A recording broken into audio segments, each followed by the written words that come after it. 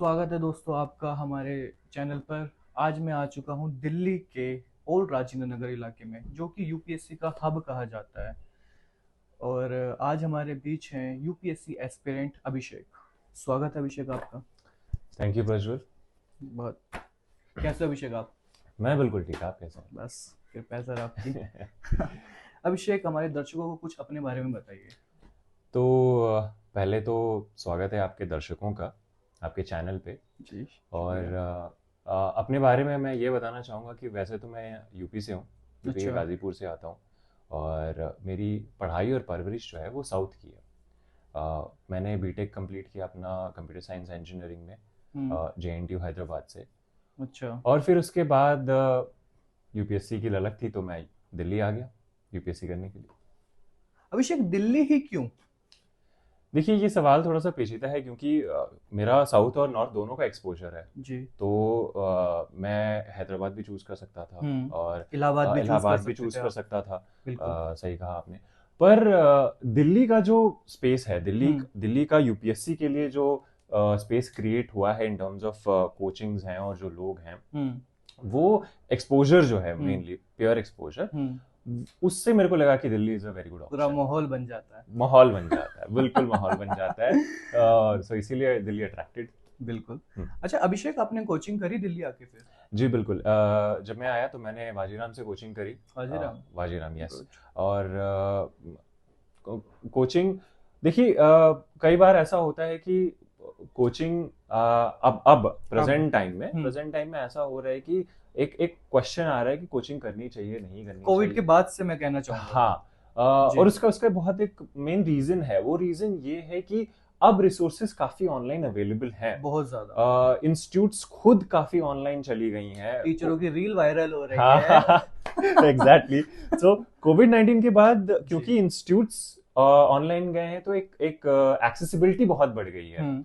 तो ये क्वेश्चन, इसमें दो दो क्वेश्चंस आ हम्म। जाते हैं एक्चुअली कि कोचिंग करनी चाहिए कि नहीं करनी चाहिए, और अगर ऑनलाइन करनी चाहिए कि ऑफलाइन करनी चाहिए। हम्म। तो मेरा इस पे, और जो बिल्कुल बिल्कुल। मैंने जो देखा हम्म। वो ये कि कोचिंग के साथ एक बेनिफिट है। वो बेनिफिट ये है कि आपको डायरेक्शन मिलता है।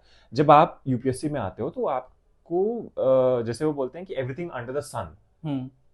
सब कुछ पढ़ना है। बिल्कुल। बट प्रॉब्लम यही है कि जब आप सब कुछ पढ़ने जाओगे, क्योंकि समुंदर है, आप डूब जाओगे। You have to be able to choose. आपको एक गाइडेंस की जरूरत है।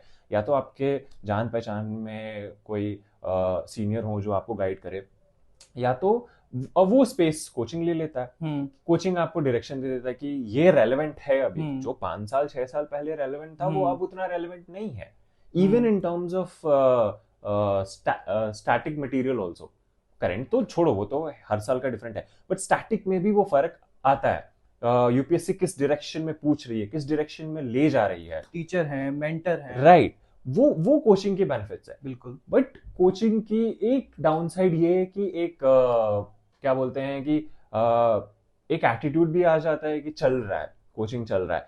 आप हो सकता है कि आप जो पढ़ाया आप वापस आके जब तक आप उसको अच्छे से पढ़ो ना, खुद का कंट्रीब्यूशन ना दो, हम्म। तो क्योंकि साइकोलॉजिकल चल रहा है कि कोचिंग चल रही है तो वो भूल जाते हैं। हम्म। और रही बात ऑनलाइन ऑफलाइन की, कि अब क्योंकि रिसोर्सेज इतने हम्म। अवेलेबल हैं तो ये क्वेश्चन भी इंपॉर्टेंट हो जाता है कि दिल्ली आना चाहिए कि नहीं आना चाहिए, हम्म। क्योंकि इतना मटेरियल अवेलेबल है। लेकिन सबके साथ यही प्रॉब्लम है कि इतना कुछ अवेलेबल है कि चूज करना डिफिकल्ट है। तो आपको कोई हम्म। चीज चाहिए, कोई मेंटर चाहिए, तो एक ऑप्शन ये हो सकता है कि आप मेंटरशिप ले सकते हो कहीं से, हम्म। गाइडेंस कहीं से ले सकते हो, रिसोर्सेज कहीं से और ले सकते हो, और हम्म। आपको अपनी जगह से मूव करने की जरूरत भी ना पड़े। राइट। हम्म। बिल्कुल ये कर बिल्कुल। सकते हो आप। हाँ बिल्कुल सही। क्योंकि अब आप दिल्ली आ गए हैं। जी। ठीक है। और दिल्ली की महंगाई तो आपको पता ही होगी। तो थपेड़े रोज पड़ते हैं। तो क्या है दिल्ली की महंगाई पे, बताइए आप। दिल्ली की महंगाई की बहुत बहुत कैटेगरीज हैं। एक अच्छा। तो जैसे जैसे ही आप आते हैं, आपको घर चाहिए, रोटी कपड़ा मकान वाला हिसाब। हाँ। तो उसमें फिर आपको रूम ढूंढना है। रोटी कपड़ा मकान। बैग लेकर आए हैं सीधा रोटी कपड़ा मकान। राइट। जी। तो अगर आप देखोगे तो आपको यहाँ पे, आप आए हो तो आपको रूम चाहिए, स्पेस चाहिए रहने के लिए, जी। तो यहाँ पे रूम रेंट काफी ज्यादा है। अच्छा। एक एक औसतन नॉर्मल रूम यहाँ पे स्पेशली पिछले कुछ सालों में हम्म। करीबन शेयरिंग में लोग 12,000 देते हैं, और सिंगल रूम लेने का अगर आप सोचते हो तो वो 18-20 हजार के नीचे लोग बात नहीं करते हैं। 18-20 हजार एक रूम का शेयरिंग, एक छोटे से रूम का। छोटे से रूम का 18-20 हजार। एग्जैक्टली। अगर मैं एवरेज 15 हजार भी लगाऊं तो हम्म। आप एक दिन के 500 रुपए रूम रेंट दे रहे हैं। Easily easily. ऊपर से दादा, खाना है, आपको कुक खाना रखना है। है, सारी चीजें करनी है। अगर आप बाहर खा रहे हो, और बाहर खा रहे हो तो बाहर खाने में सबसे बड़ा मसला यही है कि हेल्थ। दिल्ली तो वैसे ही मशहूर है कि कितनी हेल्दी स्पेस है। तो बिल्कुल। जो जो हवाएं हैं, जो जी, पोल्यूशन का इशू pollution है तो यहाँ बहुत पे, ज्यादा और है। स्पेशली अभी आप जिस समय पे, आप इस समय जो आप मेरा इंटरव्यू ले रहे हो, हम्म। नवंबर का ये महीना, और आप हम्म। खुद जानते हो कि दिल्ली में AQI कितना बुरा है, और आंखों में जलन, गले में खराश, ये मसले हैं। हालांकि गवर्नमेंट इस पे काम कर रही है, अच्छा। सारी चीजें हैं। जैसे पहले पहले सरकार ने सच्चा यूपीएससी एस्पिरेंट। गवर्नमेंट काम कर रही है। जी बिल्कुल। नहीं, बिल्कुल। मैटर यही है कि गवर्नमेंट काम कर रही है, लेकिन हाँ। मसला इतना बड़ा है, इशू इतना बड़ा है। हाँ। पंजाब से भी इशू आ रहा है, मेरठ से भी इशू आ रहा है, हाँ। इधर से भी इशू आ रहा है, हाँ। और हम पर्सनल लेवल पे भी खुद कहीं ना कहीं इसको कंट्रीब्यूट करते हैं। बिल्कुल। तो इसके वजह से प्रॉब्लम हो जाती है। अभी दिवाली के पटाखे जले। जले हैं, हाँ। और अब आंखें जल रही हैं। आंखें जल रही है। तो बिल्कुल। तो वो देखा जाए तो पोल्यूशन एक इश्यू है। रेंट यहाँ पे आप ब्रोकर को पैसे देने पड़ते हैं। पहले वो लोग 15 दिन का लेते थे, अब 21 दिन का ले रहे हैं। एक महीने का तो वो ले जा रहे वो हैं। ले जा रहे हैं। एक महीने का आप सिक्योरिटी में दीजिए, एक महीने फिर आप, मतलब आप जब आ रहे हो तो एक अच्छा खासा बैग भर के आइए। अच्छा। वेरी मतलब अपने घर की एफडी नहीं, एफडीआं तुड़वा कर आइए। एफडीआं पड़ोसियों की भी लेके आइए, तब काम होएगा। बट हाँ, लाइक ये है, एक मिडिल क्लास के लिए एक बैक ब्रेकिंग एक्सपीरियंस तो डेफिनेटली रहता है, और इसीलिए इसमें ये होता है कि बहुत ज्यादा लोग स्ट्रेच नहीं कर पाते हैं। और रही बात खाने पीने की, तो खाने पीने में अच्छा, जैसे क्योंकि मेरा साउथ का भी एक्सपोजर है, तो जो मेरे साउथ के दोस्त थे उनको बहुत जल्दी छोड़ना पड़ा, क्योंकि यहाँ पे फूड जो है डिफिकल्ट है। मैं ये नहीं कहता कि सडन फूड अवेलेबल नहीं है, ओआरएन में खुद बहुत सारे जॉइंट्स हैं, बहुत सारे वो हैं, लेकिन ये होता है कि आपका जो स्पेस का जो फूड है वो यहाँ पे उतना इजीली अवेलेबल नहीं है, तो डिफिकल्ट हो जाता है। तो रेंट हो गया, पोल्यूशन हो गया, जैसे एक और चीज मैं कहूंगा कि लोकल्स के बारे में। अच्छा। अगेन, हर मेगा सिटी का ये एक अपना कैरेक्टर होता है कि आपको मिक्स्ड क्वालिटी ऑफ लोग मिलेंगे। जैसे टचवुड, मेरे ओनर बहुत अच्छे हैं, मेरे आसपास के जो वेंडर्स हैं वो बहुत अच्छे हैं, बट ऐसा नहीं है कि सारा ही बेड ऑफ रोजेस था यहाँ पे। नहीं, मेरे कई सारे दोस्त हैं जो बिल्कुल ये नहीं कह सकते कि उनके ओनर अच्छे हैं, बिल्कुल ये नहीं कह सकते कि उनके जो आसपास के लोग हैं वो अच्छे हैं इसी इलाके में, क्योंकि उनका एक्सपोजर खराब रहा है। उनको लाइक बहुत बहुत मिनिमम अमाउंट्स के लिए, बहुत छोटी छोटी चीजों, एक स्टूडेंट यहाँ आता है। अच्छा, बेसिक करते क्या है वो, करते क्या है कि लोकल अच्छे नहीं है थोड़े, लेकिन वो करते क्या है? सेंसिटिव नहीं है चीजों को लेकर, क्योंकि ये बहुत ज्यादा कमर्शियल स्पेस बन गया है। अच्छा। तो वो आइडियोलॉजी काफी कैपिटलिस्ट हो गई है। जो बाहर से आए बच्चे हैं उनको व्यापार की नजर में देखते हैं। एग्जैक्टली। अब मतलब बाहर के स्टूडेंट इज बेसिकली बिजनेस। अच्छा। राइट। तो इसमें लाइक आई सेड कि कुछ ओनर्स अच्छे हैं, मेरे ओनर बहुत अच्छे हैं, लेकिन बहुत सारे ओनर्स ऐसे हैं जो बहुत इस चीज को एब्सोल्युटली बिजनेस माइंडसेट से देखते हैं, आंखों से देखते हैं, और वो स्टूडेंट को छोटी से छोटी चीज, एक्चुअली अभी जो राव का इंसिडेंट हुआ था उसमें बहुत सारे क्लिप्स ऐसे वायरल हुए थे, आपने खुद देखा होगा। जहाँ आप गए थे वहां पर? मैं बिल्कुल प्रोटेस्ट में था वहां पे। यहाँ से तो बिल्कुल 200 मीटर दूर पे इंसिडेंट हुआ था। माहौल काफी डिस्टर्ब हो गया था उसके बाद। और मैं यही बोलूंगा कि वो चीज ना, उसने एक तरीके से पेंडोरास बॉक्स खोल दिया इश्यूज का। यहाँ पे लोग सामने से आके बताने लगे शुरू। उन्होंने बताया कि स्टूडेंट्स, मैं भी वहीं पर था। राइट। वहां पर रोज रात को नुक्कड़ नाटक होता था, और सारे बच्चे अपनी अपनी आवाजें उठाती थी कि रेंट बहुत ज्यादा है, महंगाई बहुत ज्यादा है, ठीक है, दुकानदार आप लोगों से अच्छे से बात नहीं करते हैं कि ये ले वो ले, ऐसे करके। और उस बीच में एक बात और थी जो कि लाइब्रेरी की बात थी। अब मैं आपसे दो चीज पूछना चाहूंगा इसमें, ठीक है विषय? एक कि जब आपने रूम ले लिया है, फिर लाइब्रेरी क्यों? ठीक है। और उसके बाद अब लाइब्रेरी ले भी ली है, तो ये जो महंगाई है ये लाइब्रेरी तक पहुंच गई है। लाइब्रेरी तक पहुंच गई। 5-5, 6-6 हजार की लाइब्रेरियां हैं, एक सीट। एग्जैक्टली अरे ये इशू इतना ज्यादा। आप मैं आपका पहला क्वेश्चन का जवाब दे देता हूँ कि क्यों। रूम ले लिया तो वहाँ क्यों? क्यों? क्योंकि देखिए मेरा रूम तो फिर भी थोड़ा सा पीसफुल है, हम्म। लेकिन ये सारे रूम्स के अच्छा, साथ। इसका रेंट कितना होगा?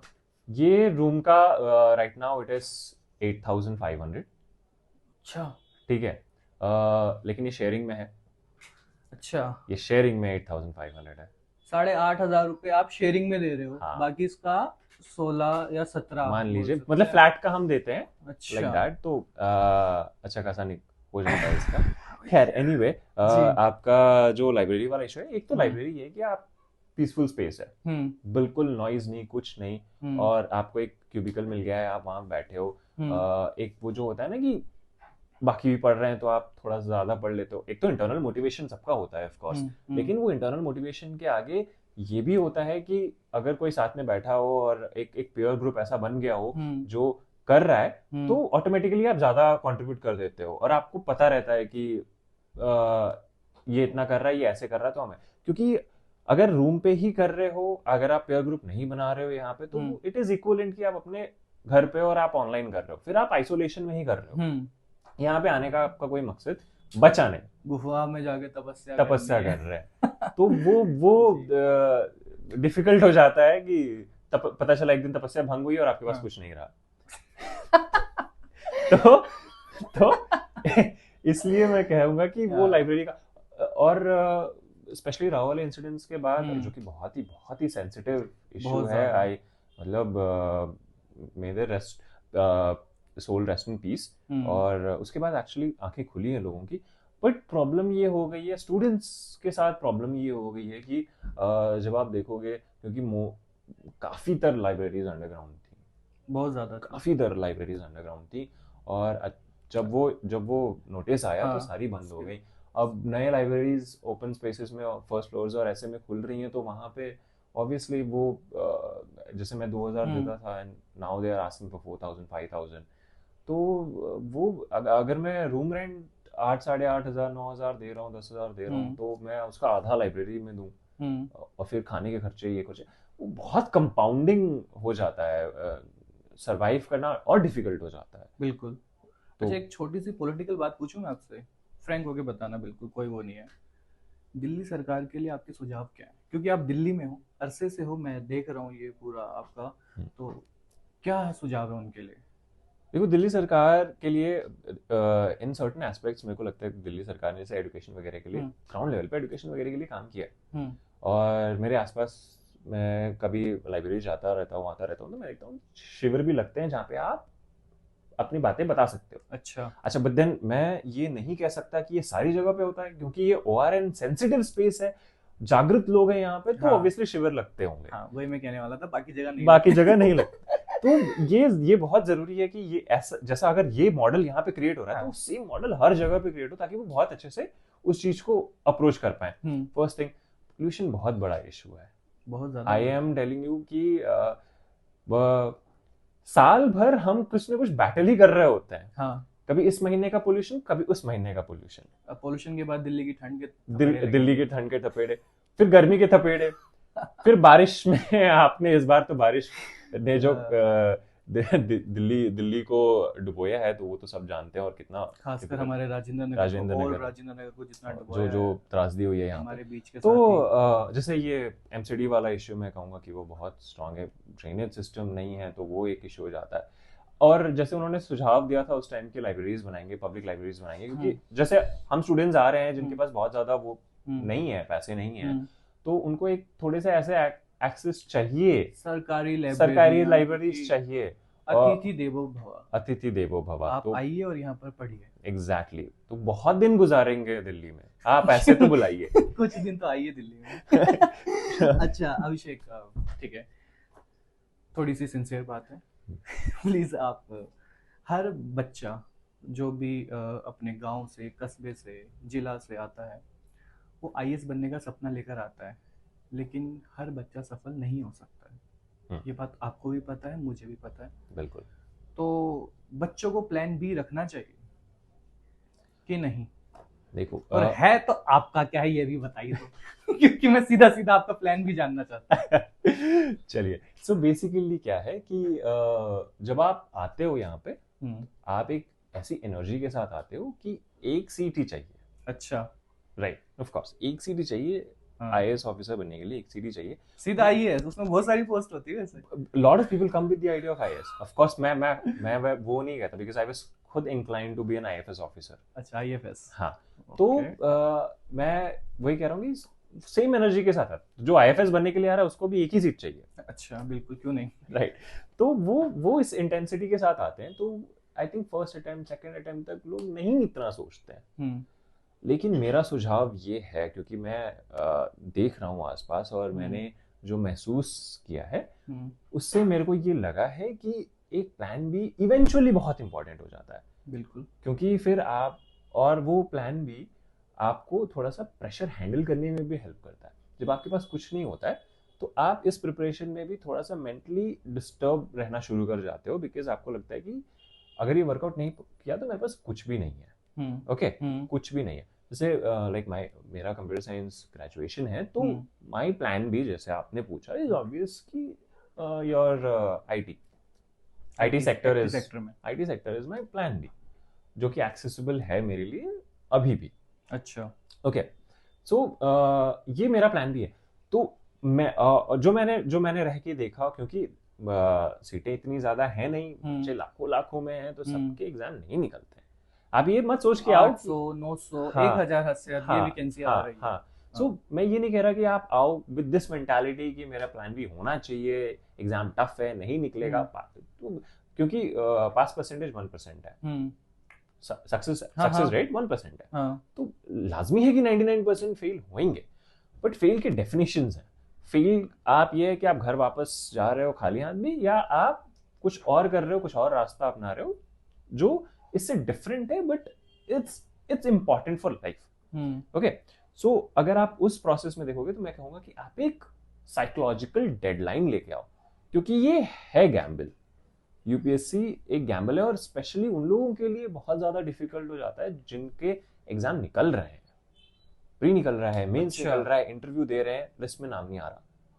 तो वो साइकिल आपके लिए, वो आप ऐसे समझ, में तो बंदा टूट जाए। बहुत ज्यादा, और एग्जाम्पल्स बहुत हैं इसमें। बिल्कुल। बहुत मेरे बहुत करीबी दोस्त हैं जो इंटरव्यूज पे इंटरव्यूज दिए हुए हैं उन्होंने, और अभी तक उनका नाम लिस्ट में नहीं आया है। बट अगेन एक चीज है कि एक पर्सनैलिटी तो डेवलप हो ही जाती है, बिल्कुल, क्यों नहीं, इस तैयारी में डेफिनेटली हो ही जाती है। एंड ऑप्शन आप जैसे इंटरव्यू के लिए एक बहुत प्यारा ऑप्शन है कि वॉक इन, अगर आप इंटरव्यू क्लियर नहीं करते हो यूपीएससी का, तो आपको पीएसयू से वॉक इन इंटरव्यूज का ऑप्शन है।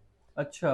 अगर पीएसयू में वैकेंसी है तो वो आप वॉक इन इंटरव्यू, मेरे एक दोस्त हैं वो साई में लग गए, sport authority of India, interview दिया, फिर वॉक, जब उनका लिस्ट में नाम नहीं आया, साई में ओपनिंग थी, डायरेक्ट वॉक इन इंटरव्यू लग गए।